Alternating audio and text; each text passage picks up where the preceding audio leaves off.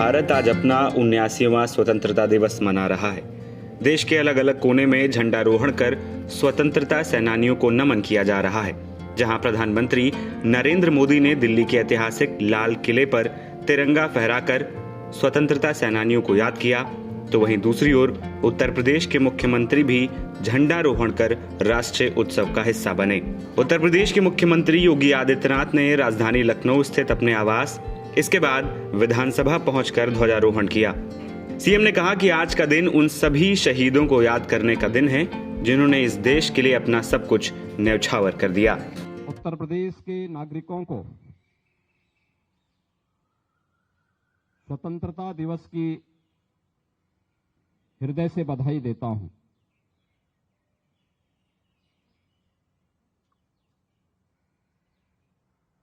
देश की स्वतंत्रता राष्ट्रपिता महात्मा गांधी और देश के उन महान क्रांतिकारियों, स्वाधीनता संग्राम सेनानियों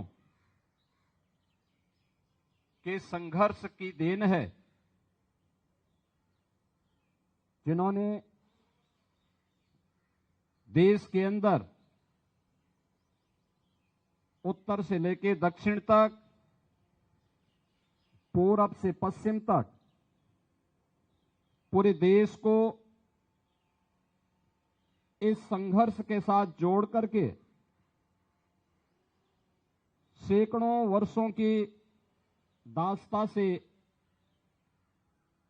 हमें मुक्त कराया। इस अवसर पर मैं राष्ट्रपिता महात्मा गांधी को नमन करते हुए उन सभी महान स्वाधीनता संग्राम सेनानियों और क्रांतिकारियों को विनम्र श्रद्धांजलि अर्पित करता हूं, जिन्होंने भारत की स्वाधीनता के लिए अपना सर्वस्व न्यौछावर करने में भी कोई संकोच नहीं किया। आज जब हम देश के 79वां स्वाधीनता दिवस के समारोह के साथ जुड़ रहे हैं, यह अवसर हम सबको इस बात का स्मरण कराता है कि स्वाधीनता या स्वतंत्रता एक स्वच्छंदता नहीं होती है। यह समारोह हम सबको हमारे राष्ट्रीय कर्तव्यों के प्रति एहसास कराने का एक संकल्प हम सभी को प्रदान करता है। जब भारत के उत्तर प्रदेश के हर नागरिक के मन में अपने राष्ट्रीय कर्तव्यों के प्रति एक स्वर में, एक भाव के साथ अपने उत्तरदायित्वों के निर्वहन का इस संकल्प गूंजेगा, तो देश के यशस्वी प्रधानमंत्री जी के द्वारा देश की स्वाधीनता के शताब्दी महोत्सव के अवसर का जो संकल्प है विकसित भारत का, वह संकल्प साकार रूप में, मूर्त रूप में हम सबको दिखाई देगा।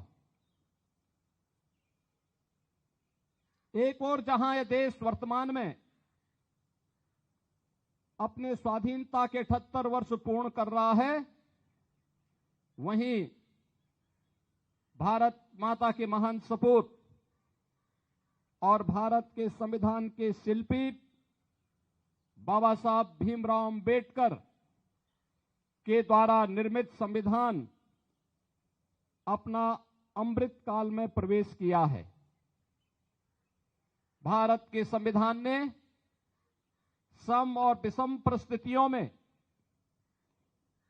पूरे देश को एकता के सूत्र में बांध करके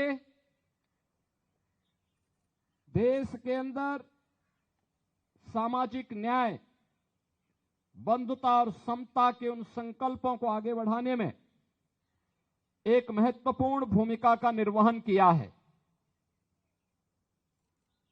आज का यह अवसर हमारे सामने देश की आजादी के बाद